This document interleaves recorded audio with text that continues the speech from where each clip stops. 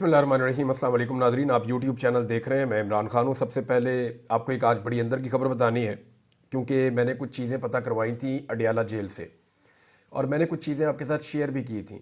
वो सिलसिला वहाँ रुका नहीं है, अभी फर्दर कुछ डेवलपमेंट्स हैं, मैं आपको बाद में बताता हूँ। लेकिन सबसे पहले आप ये देखें कि इमरान खान साहब ने स्टेटमेंट क्या दिया। उनके इस बयान के साथ आप जोड़ेंगे चीज़ें तो आपको समझ आएंगी। इमरान खान साहब ने अडियाला जेल से कौम के नाम एक पैगाम जारी किया। उन्होंने कहा कि मुझे अल्लाह पर पूरा यकीन है कि 2025 इस कौम के लिए हकीकी आज़ादी का साल होगा। रजीम चेंज के बाद मुल्क की मईशत तबाह होकर रह गई है, कारोबार बंद हो रहे हैं और नया सरमाया आने के बजाय सनतकार अपनी इन्वेस्टमेंट निकाल रहे हैं। माशी तरक्की के लिए सरमायाकारी की ज़रूरत होती है। मईशत की इस बदहाली की 4 बुनियादी वजूहात हैं। नंबर 1, मुल्क में कानून की हुक्मरानी यानी रूल ऑफ लॉ ख़त्म हो चुका है। मिलिट्री कोर्ट से सिविलियन सियासी कैदियों को सजाएं दिलवाकर सुप्रीम कोर्ट के आईनी बेंच ने अपना मुंह काला किया है। मिलिट्री कोर्ट्स और आईनी बेंच बनाकर मुल्क से रूल ऑफ लॉ का खात्मा कर दिया गया है। इससे हमारा GSP+ स्टेटस भी खतरे में पड़ गया है। मिलिट्री कोर्ट्स की सजाओं के बाद पाकिस्तान में कानून की हुक्मरानी का मुकम्मल तौर पर खात्मा हो चुका है और अब बैरूनी सरमायाकारी एक ख्वाब है, क्योंकि जिस मुल्क में कानून की हुक्मरानी का जनाजा उठाया जा चुका हो वहाँ कोई सरमायाकारी करने को तैयार नहीं होता। आप दबाव के ज़रिए वक्ती तौर पर दिखावे का इस्तेहकाम तो ला सकते हैं, मगर जब तक मुल्क में सरमायाकारी नहीं आती और आवाम का हुकूमत पर एतमाद बहाल नहीं होता, बेरोज़गारी और माशी बदहाली को रोका नहीं जा सकता। मुल्क की माशी तरक्की का एक ही बुनियादी सतून है जो अंदरूनी और बैरूनी सरमायाकारी है। पहली वजह बताई खान साहब ने कि वो मुल्क में रूल ऑफ लॉ नहीं है। दूसरी, उन्होंने कहा जी कि इंटरनेट की बंदिश है। तहरीक इंसाफ को क्रश करने की कोशिश करते हुए मुल्क की IT की जो मईशत है उसको पूरी तरह मुतासिर किया गया है। मुस्तकबिल IT का है, लेकिन आज़ादी इज़हार राय से खौफजदा हुकूमत ने इंटरनेट में खलल पैदा करके नौजवानों के रोज़गार कमाने का सबसे बड़ा ज़रिया मुतासर कर दिया है और हम आलमी मार्केट में मुकाबले के काबिल नहीं रहे। वो सारे कारोबार जो इंटरनेट से मुंसलिक हैं उन्हें तबाह किया जा रहा है। नंबर 3, सियासी अदम इस्तेहकाम। एजेंसियों की सियासी मामलात में मुदाखलत से मुल्क में शदीद सियासी अदम इस्तेहकाम है। सियासी इस्तेहकाम के बगैर मुआशी इस्तेहकाम का ख्वाब कभी शर्मिंदा ताबीर नहीं हो सकता। फ्रॉड इलेक्शन और झूठ और फ्रेब पर खड़े जाली निज़ाम के होते हुए सियासी और माशी इस्तेहकाम नामुमकिन है।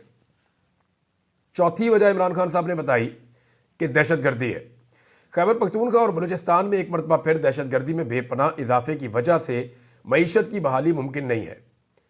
मैं 20 साल से कह रहा हूं कि मिलिट्री ऑपरेशन मसाइल का हल नहीं होते। आपको दहशतगर्दी के मसले को हल करने के लिए देर पा सियासी हल निकालना होगा, वरना दहशतगर्दी के नासूर का जड़ से खात्मा नामुमकिन है। मुझे अफसोस है कि DG ISPR ने अपनी प्रेस कॉन्फ्रेंस में धड़ल्ले से झूठ बोला है। कलअदम तहरीक तालिबान पाकिस्तान के लोगों की दोबारा आबादकारी की तजवीज़ खुद जनरल बाजवा ने तहरीक इंसाफ दौर में काबीना के सामने पेश की थी, जिस पर मुराद सईद, नूरुल हक कादरी और कबायली इलाकों और मालाकंड से ताल्लुक़ रखने वाले अरकान असम्बली ने इसकी शदीद अल्फाज में मुखालफत की थी। हमने उस वक्त भी कहा था कि मकामी आबादी को एतमाद में लिए बगैर उठाया जाने वाला कोई भी कदम देर पा हल की तरफ नहीं ले जाएगा। काबीना के बाद इस वक्त की जो अपोजिशन को भी फौज और सिक्योरिटी एजेंसियों की तरफ से ब्रीफिंग दी गई थी। हमारी हुकूमत के खात्मे के बाद PDM हुकूमत को ब्रीफ किया गया था। अक्टूबर 2021 में जनरल फैज़ का तबादला हो गया और उसके बाद कभी यह मामला हमारे सामने दोबारा नहीं उठाया गया, ना इस पर हमारे दौर में अमल दरामद हुआ। अगर आबादकारी से ही दहशतगर्दी में इजाफा हुआ है तो मगरबी बॉर्डर्स के पार बमबारी क्यों की जा रही है? बलूचिस्तान में दहशतगर्दी में मुसलसल इजाफे की वजह से हालात काबू से बाहर है। इसका जिम्मेदार कौन है? कुएं से पानी निकालते रहने से कोई फ़ायदा नहीं होगा। मुस्तकिल हल के लिए अपनी कोताहियों और नाकाम पॉलिसियों का ना सिर्फ एतराफ़ करना होगा बल्कि तसहीह भी करना होगी। अब ये जवाब है एक बहुत बड़ी चीज़ का। इस लफ्ज़ को मैं लिख देता हूँ, एतराफ़ और तसहीह। फिर मैं आपको बताता हूँ कि इमरान खान साहब ये क्यों कह रहे हैं। इमरान खान साहब जेल में बैठे हैं, उनके पास बहुत वक्त है, बहुत वक्त है और वो जानते हैं कि उन्हें किस वक्त क्या स्टेटमेंट देना है। ISPR को जवाब तो मिलिट्री कोर्ट्स पर भी देना चाहिए। کون سا قانون آپ کو جج، جیوری اور خود ہی جلاد بننے کی اجازت دیتا ہے؟ ملٹری کورٹس کے ٹرائل شفافیت پر مبنی نہیں ہوتے۔ ہمارے دو مطالبات بالکل جائز ہیں اور فوری عمل درآمد کے لیے ہیں۔ 26ویں آئینی ترمیم کو ہم نے اس لیے فوری مطالبات کا حصہ نہیں بنایا کیونکہ وہ طویل کام ہے۔ حکومت اگر مذاکرات کے حوالے سے سنجیدہ اقدامات نہیں لیتی تو ہماری ترسیلات زر کے بائیکاٹ کی مہم پورے زور سے جاری رہے گی۔ نواز شریف اب صرف سیاست کا 12واں کھلاڑی ہے۔ 9 مئی ایک پری پلان آپریشن تھا جس کی وجہ سے تمام مقامات کی CCTV فوٹیج جان بوجھ کر غائب کر دی گئی۔ مجھے 9 مئی کو کالر سے پکڑ کر، ڈنڈے مار کر اور گھسیٹ کر اسلام آباد ہائی کورٹ سے اغوا ہی اس لیے کیا گیا تھا تاکہ عوام رد عمل دیں۔ اس دن بھی ہمارے 25 لوگ شہید، سینکڑوں زخمی اور 4 لوگوں کو اپاہج کیا گیا تھا۔ ہم پر بھی ظلم کر کے ہمارے ہی خلاف جھوٹے مقدمات بنا لیے گئے اور 10,000 کارکنان کو جیلوں میں بھر دیا گیا، جس کے بعد لوگوں پر تحریک انصاف کو چھوڑنے کے لیے دباؤ ڈالا گیا، اور اس کا مقصد صرف اور صرف لندن معاہدے کے تحت تحریک انصاف کو کچلنا تھا، کیونکہ جن لوگوں نے تحریک انصاف چھوڑ دی ان پر آپ نے مقدمات کا خاتمہ کر دیا۔ اس لیے اس واقعے پر شفاف اور آزاد جوڈیشل کمیشن کا قیام بہت اہم ہے۔ 9 مئی کے بعد 8 فروری بھی ہوا جس میں قوم نے آپ کا بیانیہ مسترد کر دیا۔ 26 نومبر کو اسلام آباد میں معصوم شہریوں کا قتل عام کیا گیا اور کئی لوگ ابھی تک لاپتہ ہیں۔ یہ لوگ قبائلی علاقوں سے نہیں، اسلام آباد سے غائب کیے گئے، اور ہمیں خدشہ ہے کہ انہیں لال مسجد آپریشن کی طرح غائب کیا گیا ہے۔ اس لیے آزاد جوڈیشل کمیشن بہت ضروری ہے۔ اب آ جائیں جی اس لفظ کی طرف، اعتراف اور تصحیح۔ دیکھیں، عمران خان صاحب کے لیے بہت سارے ایسے دانشور ہیں جو اسٹیبلشمنٹ کے قریب ہیں، ہمارے صحافی لوگ، وہ بھی بہت سارے ایسے پولیٹیشین ہیں جن کی کمیٹی نکل آئی ہے، وہ کبھی الیکشن جیت ہی نہیں سکتے تھے، یہاں پہ انہیں الیکشن اسٹیبلشمنٹ نے جتوا دیا ہے، اور انہیں یہ پتہ ہے کہ آئندہ بھی انہوں نے الیکشن نہیں جیتنا۔ فارم 47 کی جعلی پرچی ان کے ہاتھ میں پکڑا دی گئی ہے اور انہیں کام پہ لگا دیا، بیچارے کام پہ لگے ہوئے ہیں۔ معاملہ یہ ہے کہ وہ سارے لوگ کیا کہتے ہیں، وہ بار بار یہ کہتے ہیں کہ عمران خان 9 مئی کا اعتراف کریں اور معافی مانگیں۔ دیکھیں، ایک تو عمران خان صاحب اس دن گرفتار تھے اور انہوں نے 9 مئی کی مذمت کی تھی جب وہ ہائی کورٹ میں آئے تھے، اور وہ تو ابھی بھی کہتے ہیں کہ اس کے اوپر جوڈیشل کمیشن بنائے، اس کے اوپر انصاف کریں، جو ذمہ داران ہیں ان کو سزائیں دی جائیں۔ وہ اس کو ایک فالس فلیگ آپریشن سمجھتے ہیں، آپ سمجھتے ہیں کہ نہیں، یہ ایک سوچا سمجھا منصوبہ تھا۔ تو فیصلہ کون کرے گا؟ آپ دونوں فریق تو نہیں کر سکتے نا، فیصلہ کرنے کے لیے کوئی اور عدالت ہوگی، فیصلہ کرنے کے لیے کوئی جوڈیشل کمیشن بنے گا تو تبھی یہ فیصلہ ہوگا، ایسے تو یہ فیصلہ نہیں ہوگا۔ اب عمران خان صاحب نے اعتراف اور تصحیح کا جو لفظ استعمال کیا دہشت گردی کے واقعات اور پالیسیز کو لے کے، تو پھر اب سوالات بہت سارے جنم لیتے ہیں۔ پاکستان 2 لخت ہوا، کیا آج تک پاکستان کے 2 ٹکڑے ہونے کے لیے جو لوگ ذمہ دار ہیں انہوں نے کبھی اعتراف جرم کیا؟ کیا ابھی تک انہوں نے قوم سے معافی مانگی جو وہ مطالبہ کر رہے ہیں کہ آپ 9 مئی کی معافی مانگ لیں؟ کیا سیاچن کا ایک بڑا حصہ انڈیا نے کنٹرول کر لیا؟ وہ چوٹیاں جو پاکستان کی قبضے میں تھیں وہ انڈیا کے قبضے میں چلی گئیں، کیا اس کے اوپر کسی نے آج تک معافی مانگی یا اعتراف کیا؟ کارگل کے اندر جو کچھ بھی ہوا، ہمارے بہت سارے جوان جو ہے وہ شہید کروا دیے گئے ایک غلط ایڈونچر کے نتیجے میں، یا تو پھر کام پورا کرتے، امریکہ سے ڈر کے واپس نہیں آتے، لیکن واپس آئے، اپنے جوان شہید کروا دیے، ان کو اون بھی نہیں کر رہے تھے، حتیٰ کہ انڈیا سے آنے والی رپورٹس بتا رہی ہیں کہ لاشیں تک اٹھائی نہیں جا رہی تھی۔ تو اب سوال یہ پیدا ہوتا ہے کہ اس کا کسی نے اعتراف کیا؟ کیا اس کے اوپر کسی نے معافی مانگی؟ آج تک ذوالفقار علی بھٹو کا جو جوڈیشل مرڈر کیا گیا اس کا کسی نے اعتراف کیا؟ اس کے اوپر کسی نے معافی مانگی؟ پاکستان کے اندر جو کلاشنکوف کلچر لایا گیا، یہاں پہ پوری دنیا سے لوگوں کو اکٹھا کر کے تربیت دے کے انہیں مجاہد بنا کر افغانستان کے اندر جنگ لڑی گئی، جس کے نتیجے میں پاکستان میں منشیات اور اسلحے کی بھرمار ہو گئی، کیا اس کے اوپر آج تک کسی نے اعتراف کر کے معافی مانگی؟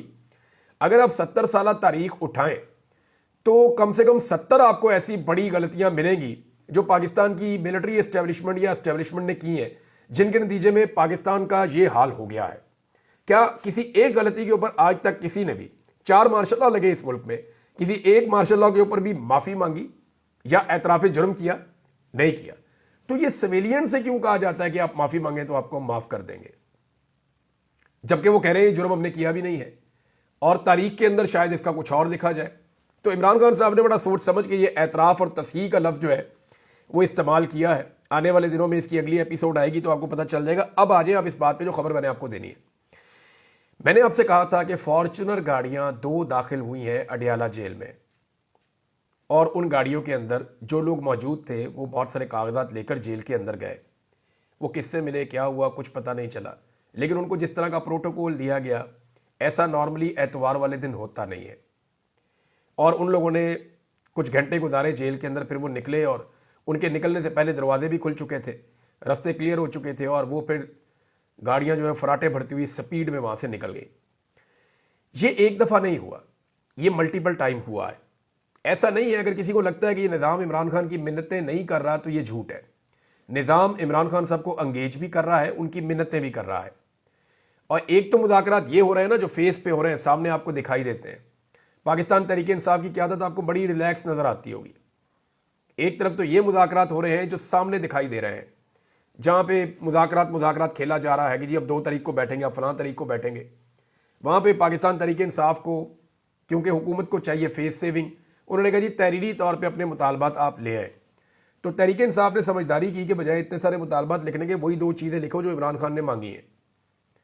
انہوں نے کہا جی ہمارے جو بے گناہ قیدی ہیں ان کو رہا کر دیا جائے انڈر ٹرائل، جن کے اوپر جرم ثابت نہیں ہوا، ان کی رہائیاں ہونی چاہیے۔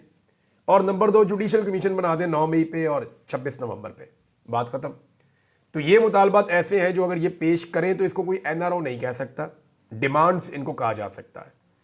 یعنی حکومت کو لگتا تھا کہ عمران خان کی رہائی مانگی جائے گی، عمران خان صاحب کے حوالے سے کوئی ریلیف مانگا جائے گا، کیونکہ وہ ہمیشہ یہی کرتے ہیں نا، وہ جب بھی بیٹھتے ہیں وہ کہتے ہیں نواز شریف کو جیل سے باہر نکال دیں، یہ کر دیں، ہمارے کیسز ختم کر دیں، تو وہ اس طرح ڈیل کرتے ہیں۔ لیکن یہاں پاکستان تحریک انصاف نے سمجھداری کا مظاہرہ کیا کہ وہی 2 مطالبات عمران خان صاحب کی انسٹرکشن پہ حکومت کو تحریری طور پہ دینے کا فیصلہ کیا، جو 2 مطالبات عمران خان صاحب پہلے ہی پبلک کر چکے ہیں۔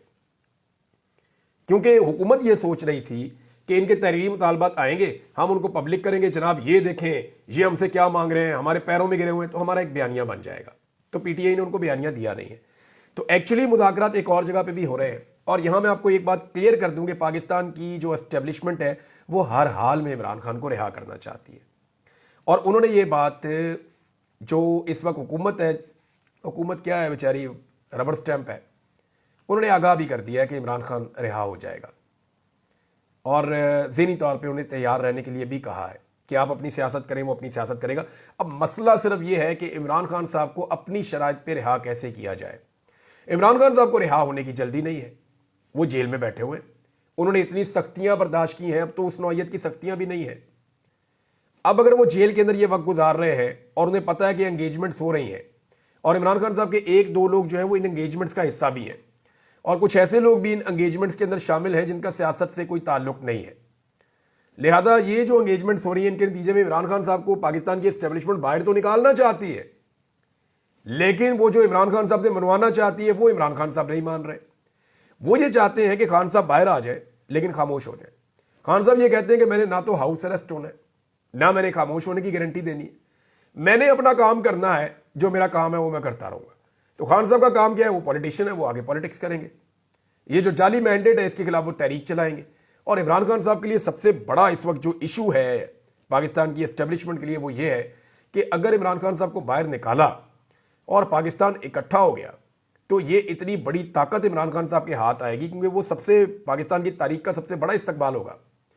سب سے بڑی غلطی جو اسٹیبلشمنٹ نے کی نا، عمران خان صاحب کو گرفتار کرنے کے بعد انہیں نارمل قیدیوں کی طرح نہیں رکھا، ان کے اوپر ظلم اور جبر کے پہاڑ توڑے ہیں، انہیں ابھی تک سامنے ہی نہیں آنے دیا، پبلک ان کی جھلک نہیں دیکھ پائی، کوئی ان کی آواز نہیں سن پایا، انہیں کسی پیشی کے اوپر نہیں لے کر آئے۔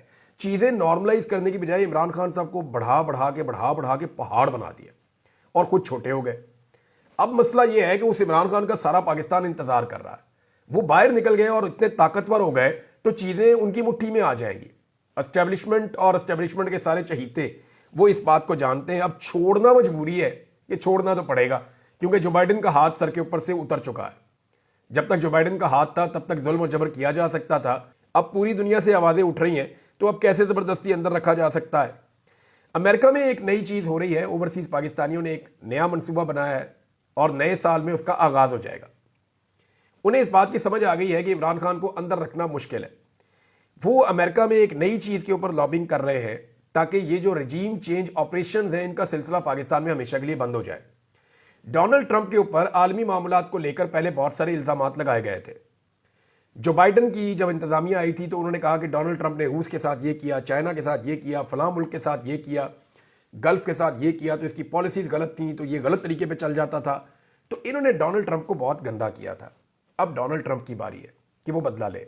पाकिस्तान के अंदर जो कुछ जो बाइडन इंतजामिया ने किया या होने दिया, उसके ऊपर एक इंक्वायरी पाकिस्तानी जो है वो इसके लिए अब लॉबिंग कर रहे हैं अमेरिका में। जो ओवरसीज पाकिस्तानी है वो ये चाहते हैं कि इमरान खान साहब रिहा हो, वो ये चाहते हैं कि पाकिस्तान में साफ और शफाफ इंतखाबात हो, लेकिन साथ ही साथ अब वो ये डिमांड भी कर रहे हैं कि जो रजीम चेंज ऑपरेशन पाकिस्तान में हुआ इसको इन्वेस्टिगेट करें कि आपके मुल्क का इसमें रोल क्यों था, या अमेरिकन एम्बेसी ने इसमें क्या रोल प्ले किया और किस तरीके से ये रजीम चेंज हुआ है। अगर ये तहकीकात हुई ना तो पाकिस्तान में बहुत सारे लोगों के पोल खुल जाएंगे और बड़ी मुश्किलात पैदा हो जाएंगी, खास तौर पे जनरल बाजवा के लिए, जो लोग अभी इक़्तिदार में उनके लिए, और इमरान खान साहब को वो बयानिया मिल जाएगा जो अगली कई दहाइयों तक उनकी जमात के काम आ सकता है।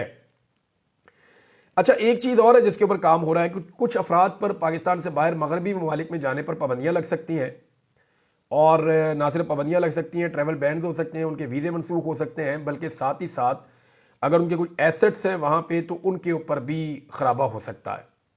तो इस वजह से अभी हुकूमत बड़ी उजलत में है और हुकूमत कुछ नए इकदाम उठा रही है, जिनमें अफगानिस्तान के साथ एक लड़ाई हुकूमत ने छेड़ दी है। याद रखें, पाकिस्तान की हुकूमत अफगानिस्तान से लड़ना नहीं चाहती और ना ये लड़ाई बनती है। अफगानिस्तान पाकिस्तान का हमसाया मुल्क है, उनके साथ आप मामलात को सियासी तरीके से डील करें और दहशत गर्दों का रास्ता रोकें। ये फार्मूला एस्टेब्लिशमेंट का था कि हमने लोगों को यहाँ लेकर आना है, लेकिन किस तरीके से लेकर आना है उसके लिए कोई अच्छा मैकेनिज्म नहीं था। अगर इसको पॉलिटिकल तरीके से किया जाता और सही हैंडलिंग की जाती तो ये मामला बड़े स्मूथ तरीके से हो भी जाता। लोगों को सिर्फ लाया नहीं जाता, उनको बसाया भी जाता है, उनकी ज़रूरियात भी पूरी की जाती हैं। अभी अफगानिस्तान से जो हालिया लड़ाई की रिपोर्टें आ रही हैं और जो अफगानिस्तान पूरी दुनिया को बता रहा है, वहाँ पे यूएन की भी रिपोर्ट आई है और वो बदले की बात कर रहे हैं, तो ये खित्ते के अंदर पाकिस्तान अपना एक नया दुश्मन पैदा कर रहा है और इसके लिए बयानिया बनना भी शुरू हो गया है। मिसाल के तौर पे जैद अहमद, वो लाल टोपी वाले, वो एक बेटा उनका हमीद गुल का बेटा, एक दो चार और लोग हैं इस तरह के, ये पहले हमें बयानिया बेचते थे पाकिस्तान को कि पाकिस्तानी फ़ौज जो है वो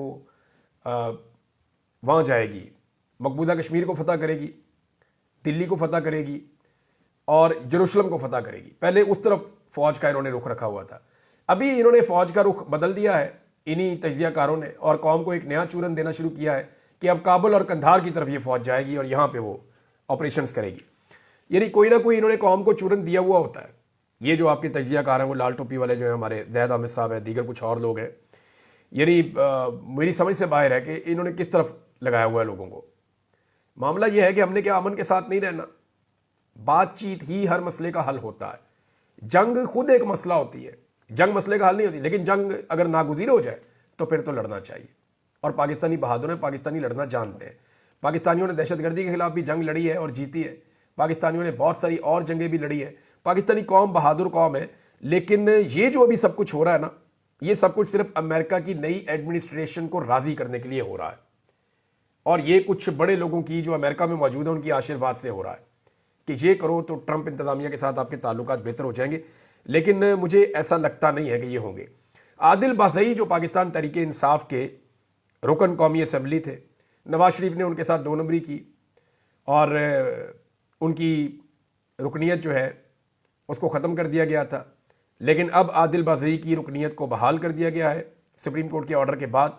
इलेक्शन कमीशन ने उसको बहाल किया है।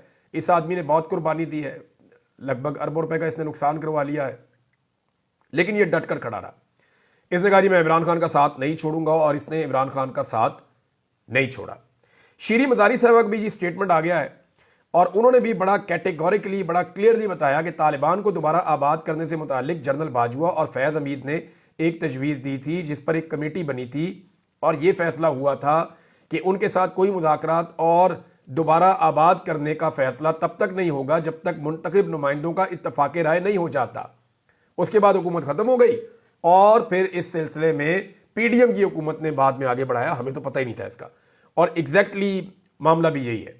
अब इमरान खान साहब की इस वक्त मिन्नतें की जा रही हैं, कभी धमकियां दी जा रही हैं, कभी मशवरे दिए जा रहे हैं, और यही कहा जा रहा है कि आप एस्टेब्लिशमेंट के साथ डील कर लें। वजह यह है कि एस्टेब्लिशमेंट को इमरान खान साहब को छोड़ना है और उनको छोड़ना पड़ेगा। وہ یہ چاہتے ہیں کہ ڈیل ہو جائے. فرسٹریشن اتنی بڑھ گئی ہے کہ اینکرز بھی کہہ رہے ہیں, تجزیہ کار بھی کہہ رہے ہیں, ہر کوئی کہہ رہا ہے خان صاحب تھوڑی جی تے گل من لو, تھوڑی جی گل من لو. سب کچھ آزما کے دیکھ لیا عمران خان کے خلاف. یعنی قومی سلامتی کے لیے خطرہ قرار دے دیا گیا, دین اسلام کے لیے خطرہ قرار دے دیا گیا, پاکستان کے ایٹم بم کے لیے خطرہ قرار دے دیا گیا, ملک کی دفاع اور سرحدوں کی حفاظت کے لیے خطرہ قرار دے دیا گیا, دہشت گرد بنا کے جناب امن و امان کے لیے خطرہ قرار دے دیا گیا, اسلامی ممالک سے بھائی چارے کے لیے خطرہ قرار دے دیا گیا, ملکی معیشت کے لیے خطرہ قرار دے دیا گیا. سب کچھ کرنے کے بعد انہیں اندازہ ہوا کہ اصل میں عمران خان اس نظام کے لیے خطرہ ہے جس نے اب تک اس ملک پر قبضہ کیا ہوا ہے, اور اب اس کی منتیں کر رہے ہیں تاکہ یہ خطرہ ٹل جائے. اب تک کے لیے اتنا ہی. اپنا خیال رکھیے گا, اپنے اس چینل کا بھی. اللہ حافظ.